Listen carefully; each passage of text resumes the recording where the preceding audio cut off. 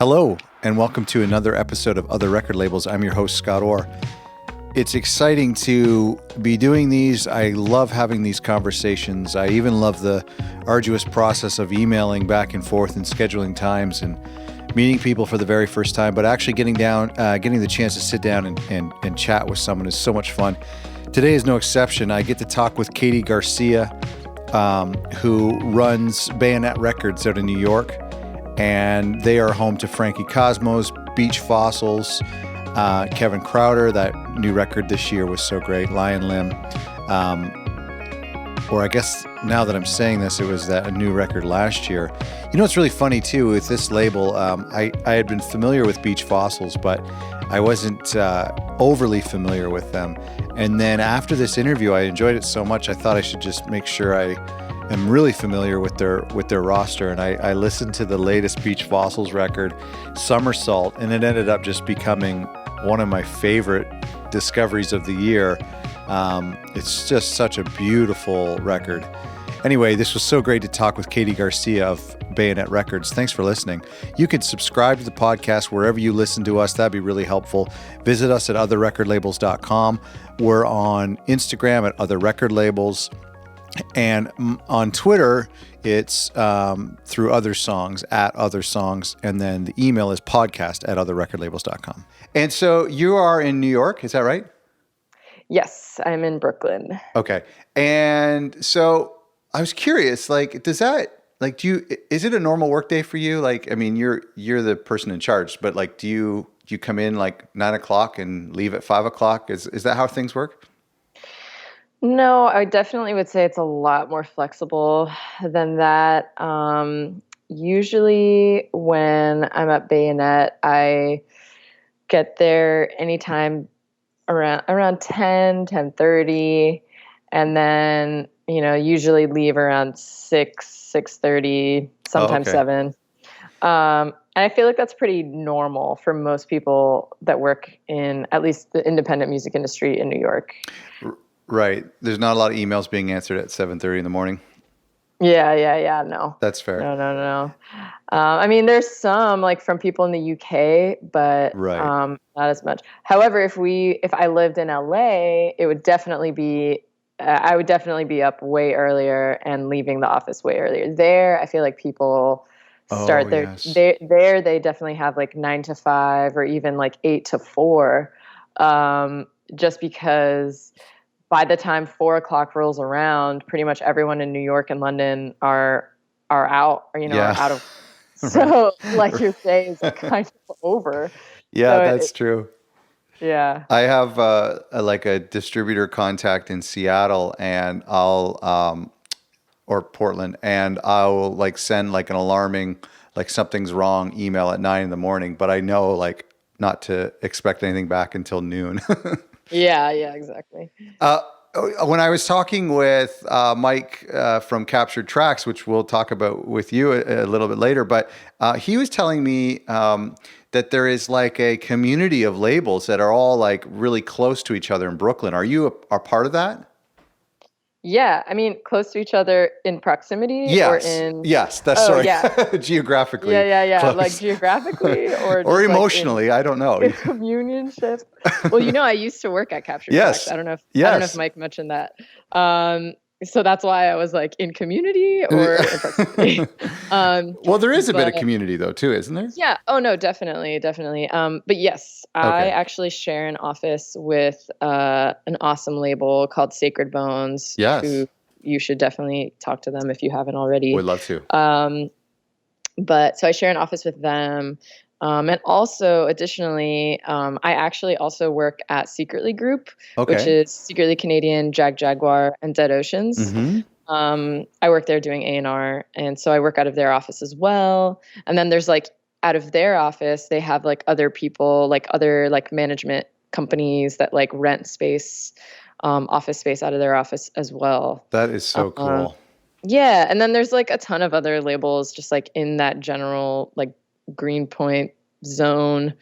It's nice. And that's probably nice for anybody who is who might, any sort of supplier or who deals with all of you guys, to kind of come down and book meetings at the same time, or Totally. Yeah. A lot of Greenpoint meetings.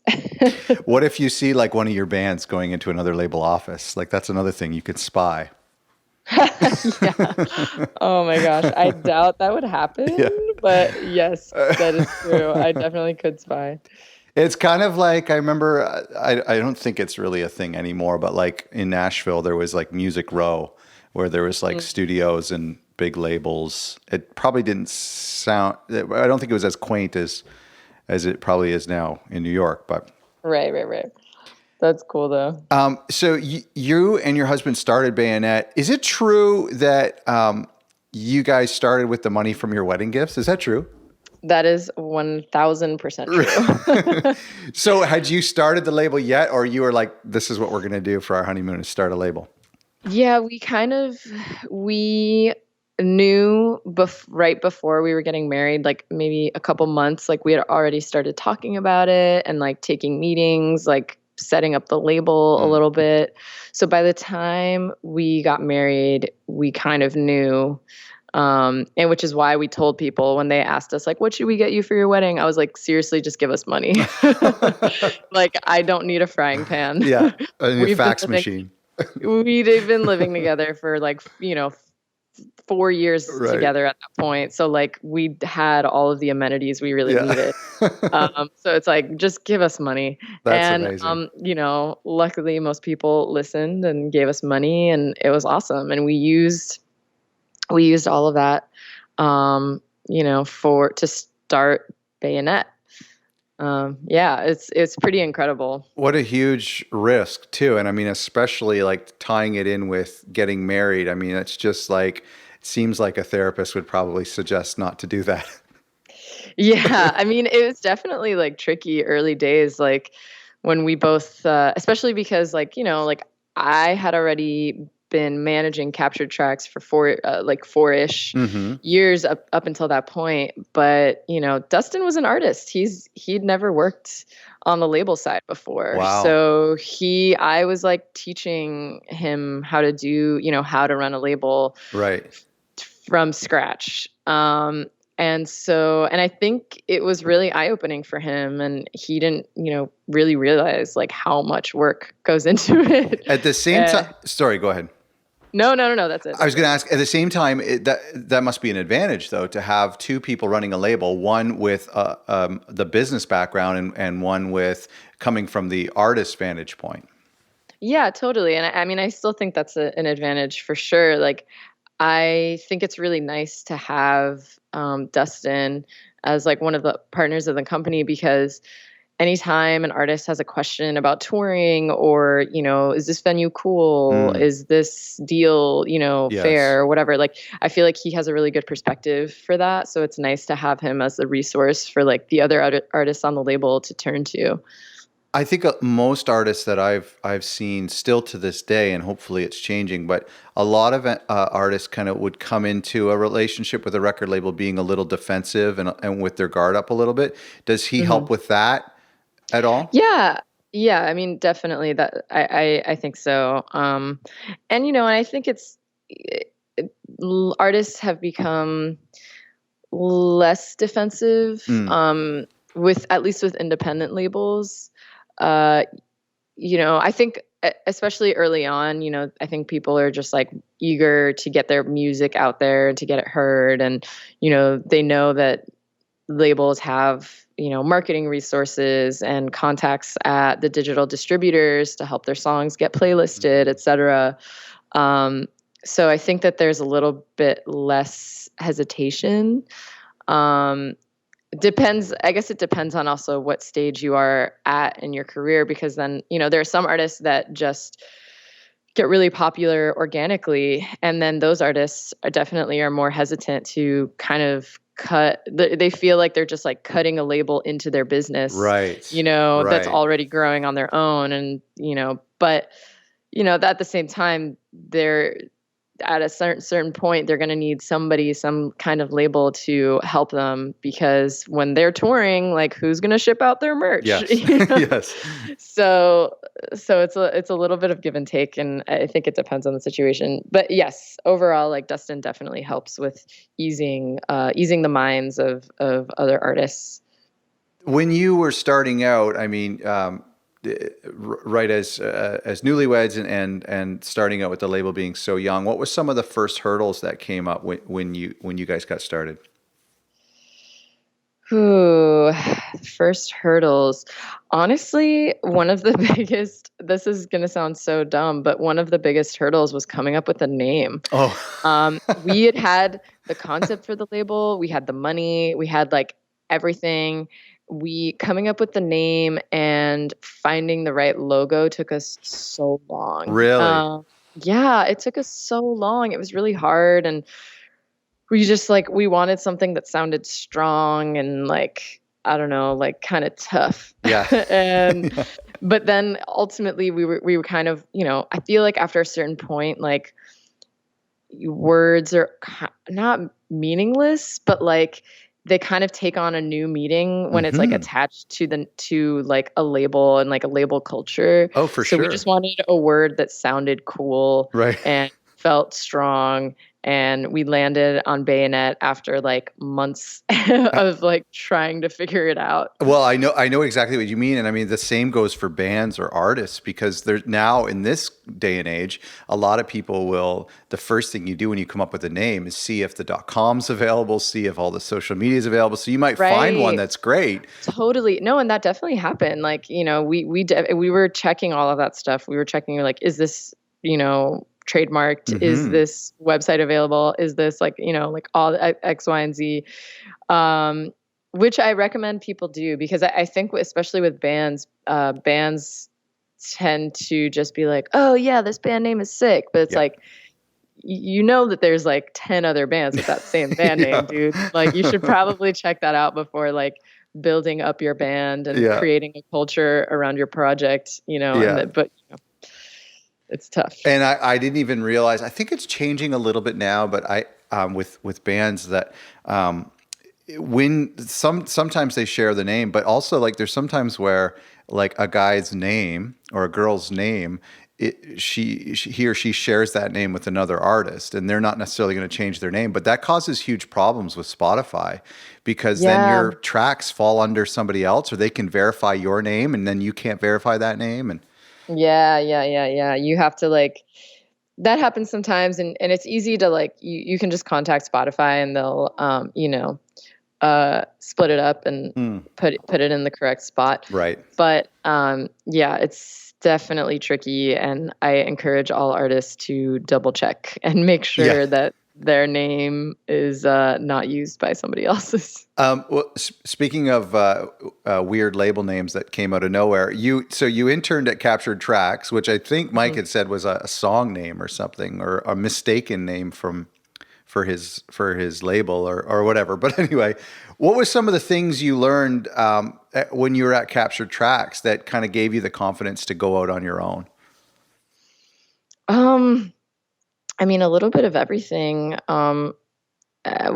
Since I was the label manager there, and definitely I had seen it through. I kind of started right when the label had started. The label was, Oh wow. less than a year old, I think, when I was interning. So I really saw it grow. Like I saw it go from like, being this like small, cool label to like, this indie juggernaut. Yeah. So that was, I feel like I learned a lot from that. I learned a lot about like how to grow a company. I learned how to manage other employees, and just like learning how to do things, learning how to put things into production, like all of these things that I had never learned how to do previously. They're not really things that you can learn in school per se. So like you just have to learn on the fly. Right. And I think I definitely learned a lot just from doing and experiencing, and I just retained all of that and brought a lot of those skills over to Bayonet, and yeah, and I definitely also think that once I started working at Secretly too, which was around the same time that I started Bayonet. When I started working with Secretly doing A&R, I also learned a lot from like how they operate as a label, and I feel like it was really eye opening too, just because they're a much bigger company, and So yeah, I had a lot of resources to pull from. And when did you start Bayonet? Sorry, I wanted to ask you that at the beginning. So we started, let's see, I mean, When did you get married? we got married in 2014, but I feel like the label didn't really start until 2015, I want to Okay. Okay. say. Yeah. Okay. 2015. So was Captured Tracks, and I want to ask you a little bit about like your time there and kind of how because you did start as an intern, is that right? Yes, I did. So what were Captured Tracks supportive of you going out on your own? Yeah, for sure. I mean, I think Mike kind of knew I feel like he had known for a long time about, Dustin and I both wanting to start a label. Hmm. Dustin had been wanting to start a label for a long time. He was really the impetus for us starting a label. It had never really crossed my mind. But he was the one that was like, I've always wanted to start my own label. Like, I want to do this, and like it'd be awesome if you were the label manager, since you know how That's to, amazing. run a label. And it's weird, like I feel like looking back in retrospect, I should have been way more scared Right. of doing that, but for some reason there was just like no fear or hesitation. I was just like so confident that we could do it that yeah, we just dove in and never looked back. And was it originally, excuse me, was it originally a intended as this like branching out new home for beach fossils, who your husband Dustin is a Yeah. part of? Yeah, it definitely was intended as kind of his new home. I think he had just his contract with Captured was up and had wanted to start his own label, and it just like made sense for him financially to do that. So yeah, that was definitely part of it. Right. And I have to go back and check, but the latest beach fossil, Somersault, that wasn't your first release, was it? What was your first release? Our very first release is actually a trio of cassettes. Oh, okay. It Yeah, it was this project called Fluoride. That's actually Dustin and our friend Renee. It's kind of like a weird like noise project. Okay. And then it was this band Red Sea, who are awesome. They're from Atlanta. Um, and Another Georgia band, Warehouse. We released their record Tesseract on cassette. So yeah, so it was those three were our first three releases. So I'm just on your website now. So this is 2015. This is March, and your first three releases are on cassette, and they're all on the same day. Is that right? Yes. So you just kind of launched the label and with these three albums. That's a really cool way of doing it. Yeah. I guess we also wanted to showcase like the different kinds of sounds that we wanted to work with. Mm-hmm. And yeah. That's great.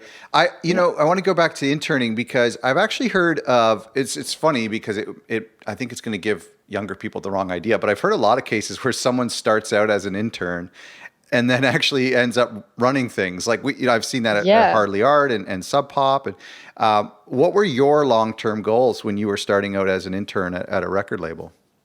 I mean, my long-term goal was 100% to work at a label. Okay. That's like why I started doing it. I was, I at the time was working in set design, which is kind of what I sort of studied in school. I studied film. Cool. And I was always fascinated with set design. That is really fascinating to me as well. Yeah. So that it was really fun. So I was in New York. I was working for a production designer, and we did a lot of really cool stuff. We did a lot of stuff for like MTV and a lot of other interesting things. But ultimately I realized that it wasn't what I wanted to do long term. And I'd always been so passionate about music, always, going to shows and How can I interrupt? How far does that go back? What's your earliest memory of just kind of being, taken over by music? oh my gosh. I mean, I don't know, like 5 years old. Really? Do you have a musical family?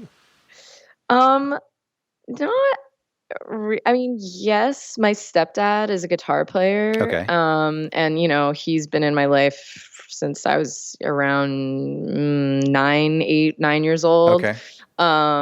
So yeah, I mean, definitely like he is like a very, musical person um, and I think having him in my life encouraged me to, um, you know, be curious about music and different kinds of music.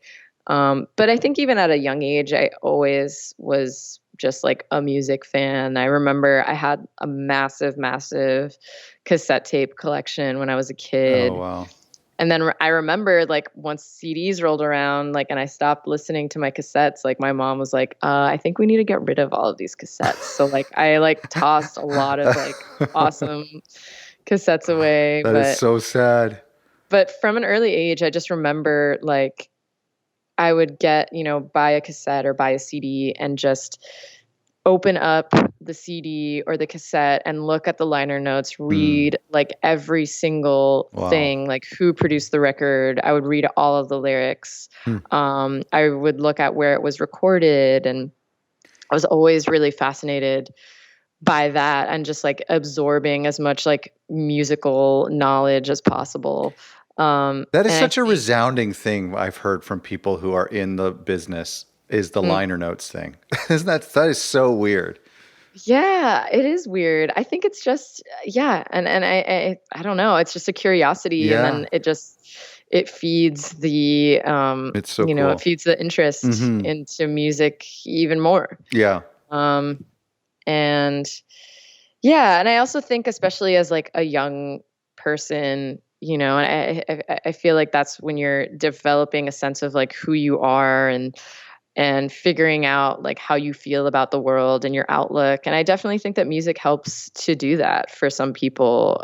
There's this really awesome Jeff Buckley quote where he describes music as shaping sound in order to fit a feeling. And I feel like that's so true. Wow. And I feel like that's what music does for a lot of people, especially a lot of people who are young and, just, it's a confusing time as a young person when you're like, growing into who you are as a human being. So I think that music plays a huge part in that discovery. I remember that's so interesting when you're talking about that shaping sound, because I remember somebody like an adult in my high school life who discovered that I had all these like Radiohead MP3s on my computer, and they were really concerned for me. They're like, that's a really dark band, I'm just really concerned. and I thought,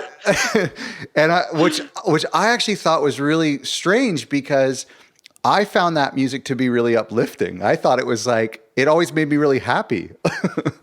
But wow. To them, they were concerned. But I don't know. Wow. It turned out fine. Interesting. So go back to, can you, sorry, I really wanted you to go back, but now fast forward to Captured Tracks. So you're an intern there. What was that ascension like? It was, let's see, what was that ascension like? Okay, so at the time when I started interning, there was a label manager at Captured, named Autumn Wetley, who's like such a sweetheart. And we actually became good friends throughout, the whole thing, working side by side. And she just didn't really, she just didn't really like New York, and she wanted to move back home to Detroit. And I also think it was definitely a lot of work for one person to take on, doing the label stuff. And Mike definitely was doing it with her, but, I think she was just like kind of overwhelmed and, wanted to move back home. And so she left and went back, moved back home. And after that, and at this point also, mind you, I had been asking Mike all the time, like, please hire me, and like, please, like, even if it's just part Yeah. time, like, please hire me. Were you in school or did you have another job or what were you? No, I had just graduated. Okay. And I had another job. I had like a day job working for a fashion designer. But you were yeah. out of the set design world. You were out of that. Yeah. Okay. I was out of I Okay. was out of set design. I'd stopped doing set design at that point. Right after that, I was like, I just need like a part-time job, like, doing whatever. And my friend was friends with this fashion designer, so I started working there, which was cool. And and then basically on my days off of my day job, I would go and intern at Captured when I could. And what were your roles there? Like what kind of tasks did you have? At Captured as an intern? Yeah. Definitely tackling a lot of orders. The orders had kind of like piled up, like they were like really behind. So my mission was always to try and like get us like up to date. So I would like, try and just like ship as many orders as possible. I would help with shipping out orders to distributors. I would organize the warehouse because like the warehouse would tend to get like kind of messy, and I liked to have things kind of like organized and like as easy to grab off of the shelf as possible. So kind of did that a little bit. And and then answering customer emails too, which was like definitely really eye-opening. Oh, really? Yeah. So? I feel like I learned a lot in like how to deal with people, and and I feel like from that experience, like I've learned a lot. I've made people who have sent us like the most like irate email in the world, just like cursing at us. I've made them, apologize to me for how they were, and I figured out how to do that in through emailing with customers for a long time. So, man, good for you. Yeah. That's amazing. Well, it just speaks to, I mean, the power of email, but it speaks to the power of that human contact. And I think people are so aggressive and irate until they realize that they're actually talking to a real human. And exactly. Well, that's a good role. And I can totally see what you're saying about how you would transfer that into knowledge for running your own label, just kind of mentally picturing who the people are who are buying these records and what they expect. Yeah. So let's go to today. When you're running the label, and I've asked you, what the day looks like, but when it comes from discovering a band to hearing their masters to release day, what's your favorite part of the process? Ooh, I think my favorite part is getting with a band and coming up with creative, marketing ideas right before we announce the record. I think that's always the funnest part, and you really get to collaborate with the artist directly and just like talk about all kinds of different ideas. And I don't know. Yeah, I just feel like it's the funnest part. And I think it's the funnest, might be the funnest part for the artist too. Like now that they've like made this like awesome record, let's talk about how we conceptualize it. Let's put it into a context for audiences to enjoy. And and I feel like that's always really fun. So I want to break this down because I did this a little bit. I had the opportunity to do this with another label recently, and I find it just kind of fascinating, their whole process. But so you're sitting down, you've got the music is done. I imagine at this stage that you're talking about, the masters, are they done? Is it done? Yes. Okay. Yes. And so approximately how far back would this be from the release date?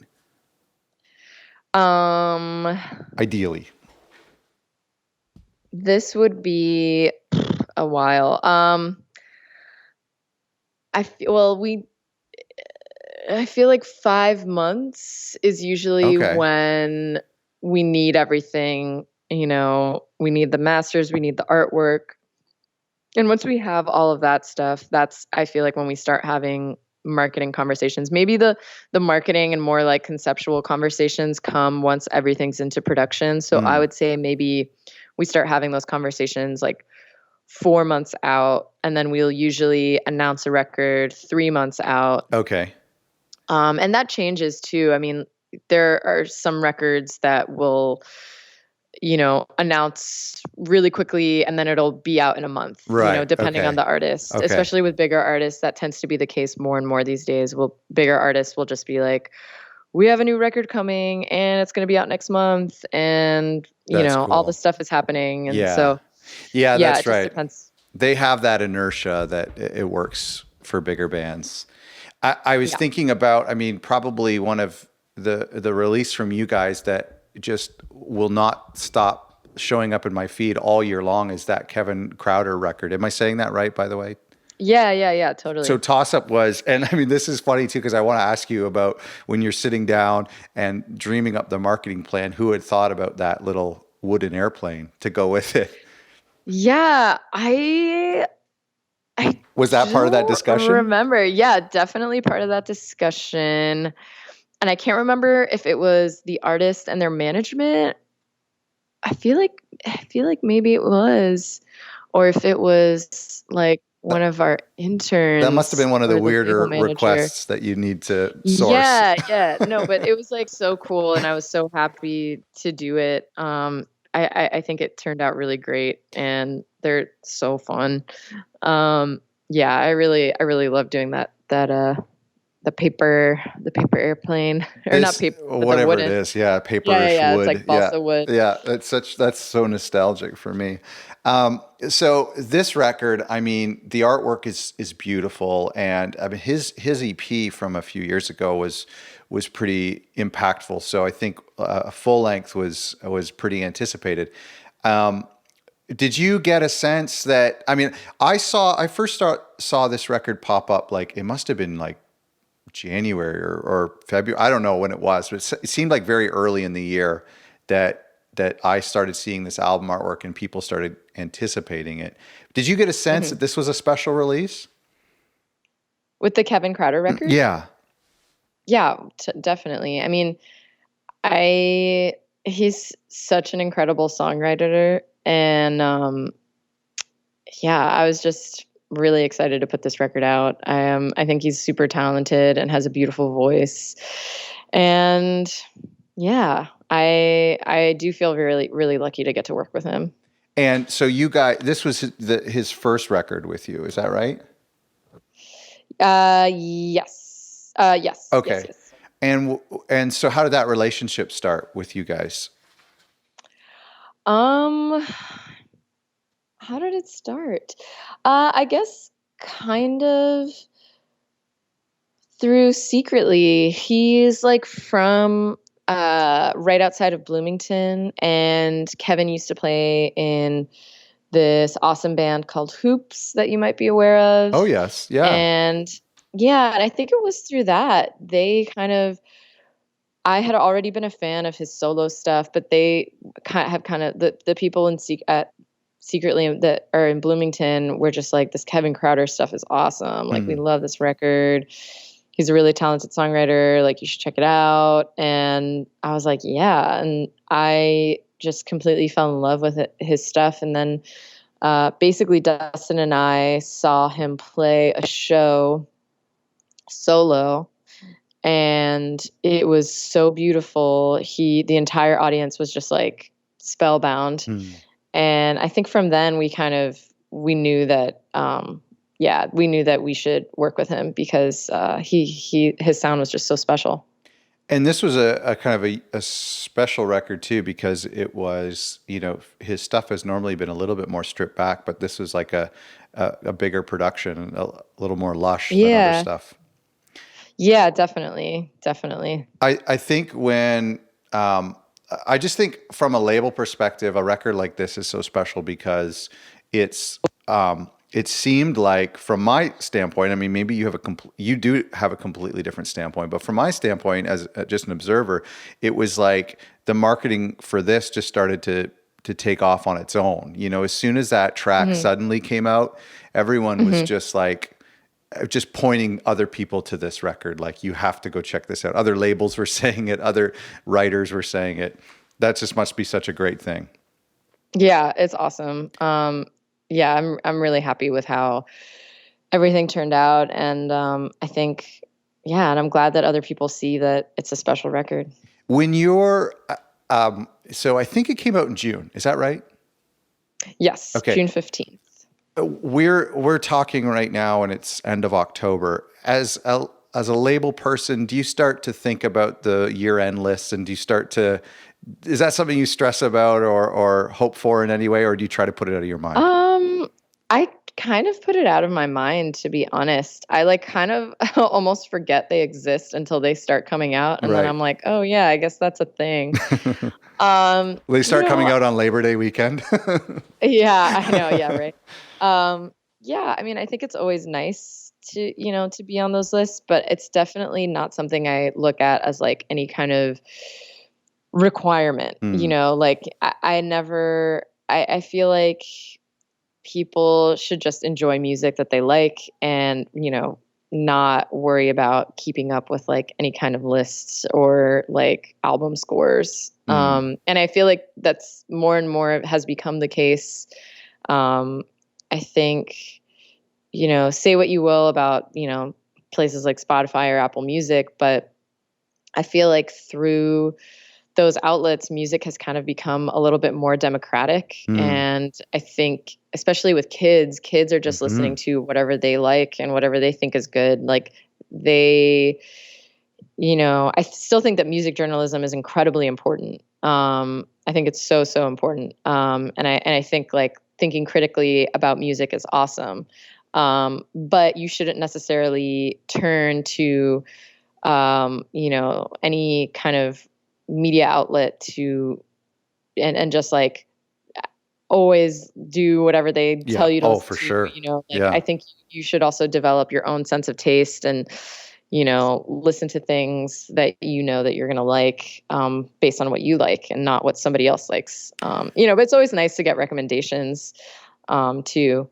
But yeah, it's not an end all be all is how I feel about stuff like that. I think that's probably a really healthy way to look at it. I think for lists, for me personally as a listener, it's one of those things like in December when things are a bit quieter, it's a nice way to catch up on things I probably overlooked, and so you can just check the top 10 or the top 20 and be like, wow, this one record was mentioned, 3 different people, and for some reason it never showed up in my feed. And so now I'm going to check it out, and maybe that, and then, maybe somebody discovers something that way. But really, yeah, I know what you mean. And I love that process too. I think on Bandcamp, I might discover a record that nobody hears, that nobody likes except me and the artist. And I know it's not going to be on any top 10 list. It's definitely number 2 or 1 on my list. But right. That to me starts to chip away at the validity of those lists whenever we all just discover music in our own way. Yeah, definitely. No, I agree. What does an indie label consider a successful release? What does that look like in our world? And I'm not asking about numbers. I just mean, are there mile markers or goals that you set out to accomplish with an album release? Gosh. I think a successful release to me is just, putting out a record, that you feel proud of, that the artist feels proud of, and that connects with other people. I think it's nice once, like even just talking to you and hearing about like your perception of the Kevin Krauter record and like people's excitement about it, like that feels successful to me. And, yeah, I feel like that's what I think about, and just people being excited about a really great record that you've worked on, and talking about it. And I think that's really cool and exciting. It's a great thing you said to the first thing you said that kind of hit me was is something that you're happy with and that the artist is happy with. And just that in itself, I think, is a great accomplishment, that the artist says, I'm really proud of this work, and thank you to the label for partnering with me. And then both of you guys are just really proud of it. And I think that's probably a huge thing in itself. Yeah, no, it is definitely. And if nobody else likes it, it just means that you have bad taste. But at least you and at least the artist agrees with you. Like I want other people to like it too, obviously. So do you have like a goal you set out for how many releases a year, or what dictates that? What dictates like how many releases you do or when you release them? They're not really. I think I just, whenever a release comes around, we try and fit it in a time that makes sense. I feel like right now, like our roster isn't too crazy, so I definitely want to expand on that. But we're pretty flexible as far as release dates and how many releases are put out in a year. Sometimes we'll put out 5 records in a year, and sometimes, we've also put out one. Like 2017, the only record we put out was the Beach Fossils record. Oh, I see. Was fine because it took up a lot of time right. and, right. and energy. But yeah, I mean, in the future, I would love to do more than that, just that. I've noticed that that Spotify, my opinion of that Spotify world and whatnot, is that it seems to be like it's encouraging artists to be more prolific. Do you want to see your artists be more prolific? And by that I mean not necessarily like a major full length every year, but maybe singles here and there, or totally. Yeah. No, yeah, totally. I think and I know that I feel like Mike Sniper definitely has the same mindset. Yeah, I think that people, that artists shouldn't be too precious about the music that they make. I think that they should, like obviously it should be good and you should feel good about it and feel like you've, created a song that is awesome. But I know that a lot of the artists, even that I work with, or, even, artists that I am married to, hint, hint, are always working on new music. So there are always songs there to be put out, but, and I understand, I think that, you should wait for the right time, to put something out. Like, let's say you have a tour coming up, maybe you don't want to put out a whole record, but if you want to put out one song, I think that is awesome. Yeah. And, and that'll be great to help promote the tour. Or if you wanted to do a music video with that song, like that always helps too. But yeah, I think you should wait for the right time, but definitely, I don't think artists have to be as precious about putting things out as anymore. What a great word. I love that. I'm going to use that as often as I can, because I find that I've thought of this in the past, that a label kind of acts as this like middle person between the music fan and the artist. And I think, a good label rep is someone who is sympathetic with artists and how they are precious about their songs. But then in the music fan, and some music fans just can't get enough of that artist. There's really no limit to how much they'll consume. And so for some of them, I experienced that myself. I one time was putting together like this 5-year compilation, and I was asking artists if we could use their demos, like the original raw demos of some of their songs. And a lot of them were like, oh, I don't know if I'm comfortable with that. I sing out of key, or you can hear the click track bleed or whatever. But I was like, I think that I was speaking as the conduit. I was thinking, man, people are going to love how raw this is and how honest this is. So that's such an interesting challenge, is kind of speaking as an advocate of the music fan. Yeah, definitely. I've noticed that artwork is pretty consistent across your releases, and your label shares this like really amazing aesthetic. By the way, that Lion Limb record is another one. And this is the great thing about prepping, doing like interview prep for these interviews, because I will like go through a discography and be like, oh my goodness, I can't believe that was these guys. But that Lion Limb record, I was drawn to that record, the one that came out earlier this year, because of the artwork. I just thought, this is the best artwork I've ever seen. And it turned out to be a great album as well, a fantastic album. But is that, what kind of thought goes into that, the aesthetic and the artwork of individual releases, but everything as a whole? Oh man. I mean, I honestly, with the album art, I really leave it up to the artists themselves. Wow. They, usually will have like a graphic designer or, a visual artist in mind.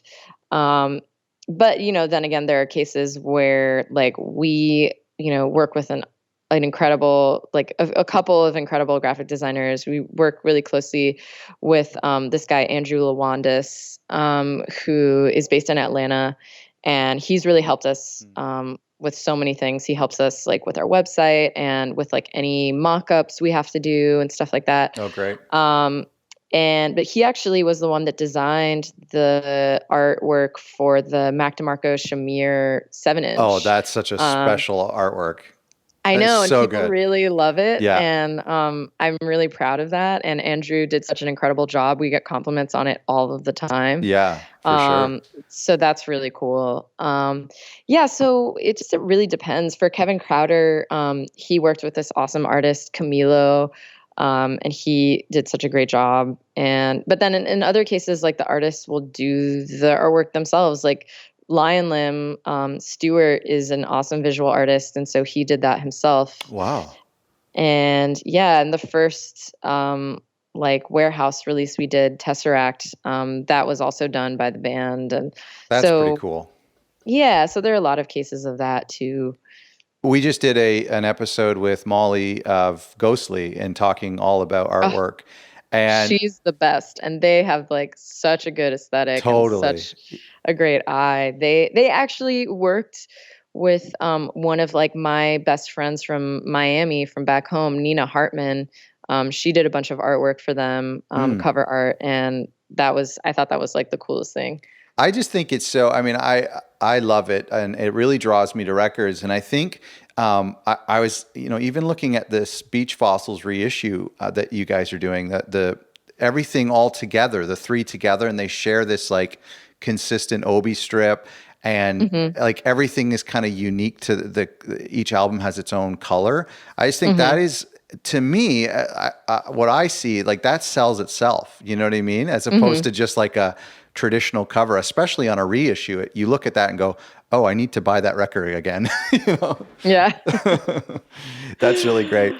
Honestly, like the response for the Beach Fossils, color vinyl stuff has been like really positive, and we actually had to repress it. Oh, wow. Yeah. And it's not out yet, right? No, it's not out yet. That's the thing. It doesn't come out until November. It's not like even in stores. My plan with these was like, oh, it comes out November 23rd. It'll be like, it comes out on Black Friday, right before the holidays. People, it'll be like a great Christmas gift to some people. We made this like nice bundle with like a tote bag. Yeah.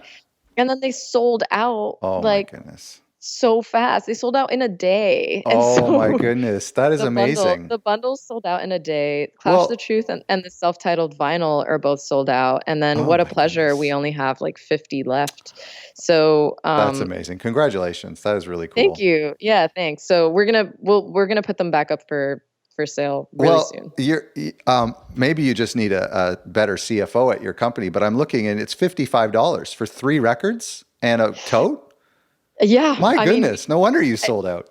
I know. I feel like I wanted to give people a that good is amazing. deal. That's I just great. like did some quick math and was like, you know what, this like makes sense. Like as long as we're not losing money. Yeah. That's the main thing that I was awesome. worried about. I think for the second round when we're probably gonna put the bundle back up because people really like that.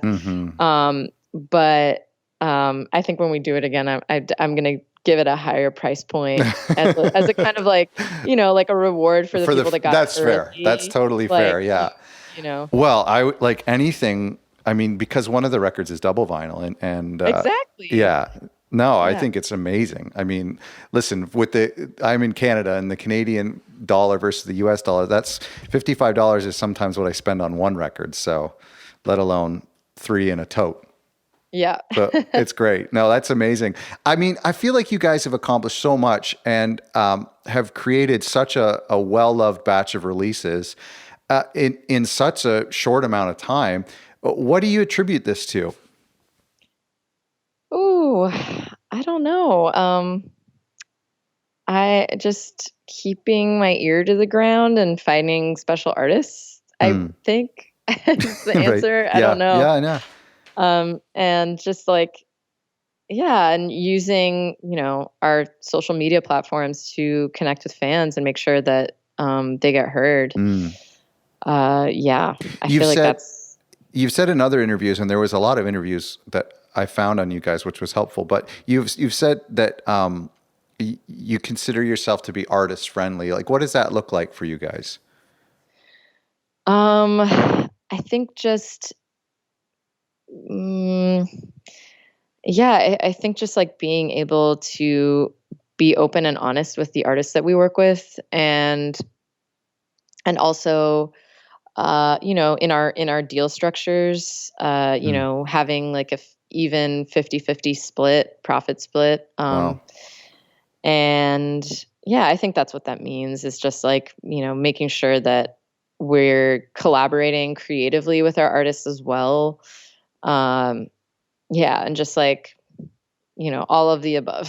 Well, I think any artist, no matter like even if they're fairly young and weren't around in the 80s or 90s, but like I think everyone has this like old idea of how ruthless a label could be. Hmm. And whereas like what we've talked about and with the many labels that we've talked to, it's just this, it's more of a partnership. It's 100% a partnership. And this 50-50 thing that you're talking about, I've heard that a lot, and that seems to be very standard. And it's, not standard, but with other artist friendly labels. And, I just think it's amazing because when some artists are more developed, or if they're not developed but they're more guarded and worried about being taken advantage of, there's just this great thing when you find a good relationship with a label, is that Hmm. the amount of effort that you're putting into your career, somebody else is going to come alongside you and put the same amount of effort in, and now you're going to get twice as much done. And that's Right. and that's what I've seen, and I just think that's such a beautiful thing, and I hope more artists understand that. Yeah, totally. I mean, I agree, obviously. And yeah, uh, I definitely hope so too. I don't want to take up too much more of your time, but I want to ask you what advice you might have for people about to start a label. I don't know if like maybe just advise them to get married and use that money from their wedding. But what advice do you have for people to start a label, or label folks maybe who are looking to grow their existing label? Ooh, I mean, I guess that is really case by case, Do you depending on. do you think somebody should start a label right now if they're thinking about it? Yeah, it's hard, It's hard. but I mean, I'm not going to pretend like it's really easy and like it's this like super profitable thing. Hmm. You're definitely going to be in the hole for the first couple years of your label. We only recently, have been starting to like make money off of the label, which is cool. Mm. But it took us, two years, of existing, 1 year of like preparing, of like being really worried about our finances, Right. until we were like, okay, we've made it through the other side. Right. um, What yeah, I don't. Mhm. Sorry to Sorry, go. interrupt you. What did the prep look like? I remember you said back when we first started talking about how you were dreaming of starting a label and thinking about starting a label, and it wasn't until 2015 that you put a record out. What type of mental prep and actual pen to paper stuff did you do before announcing to the world that you were starting a label? Ooh, so the prep leading up to the label was just like, I mean, it's going to sound so boring and Hmm. mundane, but just like, I remember we had to like figure out how to get a tax ID Right, number for the right. company and like register as an LLC. And, Yeah, again, like coming up with a name, coming up with a logo, designing our website. right.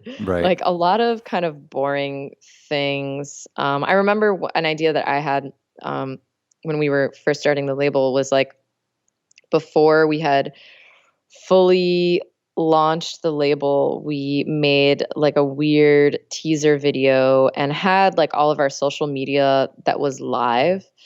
And we're just encouraging like friends and family to go and like follow us on social media.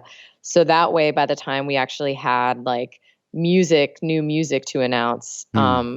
people were already like watching, Right. as opposed to just being like, hey, we're a new label and here's this like awesome new band and we're just going to release it into the void. All right. So 'Cause- you were able to kind of to have like a pre-roll of stuff a little bit. yeah. So we kind of built up our audience, especially using, Dustin's, Beach Fossils contacts. So And the audience, did you bring the fans over to the label as well? Like, yeah. yeah, that's amazing.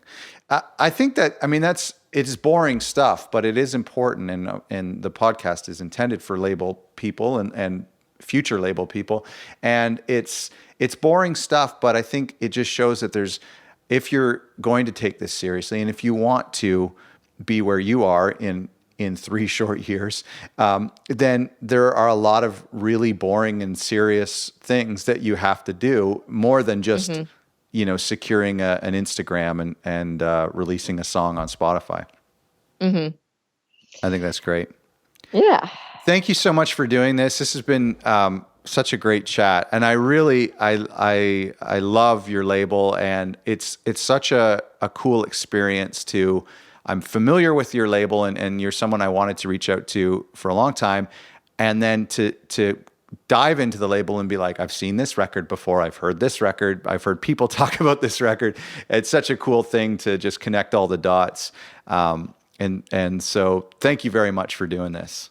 Yeah, my pleasure. Thank you so much. And it's nice to hear. You're so kind. Oh, Thank you for being a fan of the label. It's awesome. and thank you for listening. You can find out more about Bayonet Records at bayonetrecords.com. You can support the podcast by subscribing and by telling a friend, sharing about it on social, and letting other people in the industry know about the podcast who you think might be interested. Thanks so much for listening.